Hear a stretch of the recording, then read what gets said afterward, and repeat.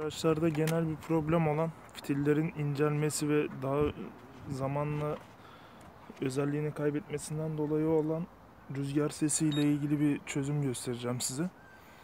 Şurada görmüş olduğunuz kalınlıkta bir hortum, akvaryum hava hortumları da olur ancak akvaryum hava hortumları bunların içerisinde yeteri kadar doldurma yapmıyor.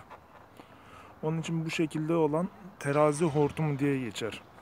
Nalburlarda bulabilirsiniz veya hortum satan yerler var sanayide. Oralardan bulabilirsiniz. Yaklaşık olarak yarım santim kalınlığında.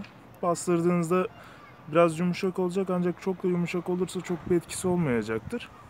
Bu şekilde bir hortumu aldığınızda işlemi gerçekleştireceksiniz. Hortumun ucunu içeride kayması için şuna benzer bir şekilde kesebilirsiniz. Fitilin herhangi bir yerinden delik açacaksınız. Fitilde açmış olduğunuz deliğe hortumu yerleştiriyorsunuz. Ayrıca hortumun rahat kayması için WD-40, motor yağı veya benzeri yağlar kullanabilirsiniz.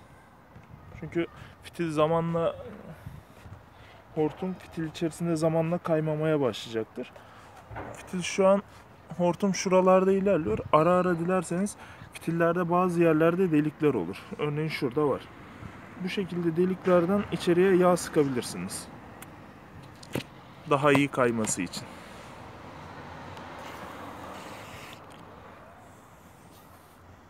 Tamamladık. Şurada bir hata oldu. Fitili yırttık. Siz fitili yırtmamaya dikkat edin. Örneğin şu dip taraftan açarsanız deliği daha sağlıklı olacaktır. Ayrıca fazla zorlamayın.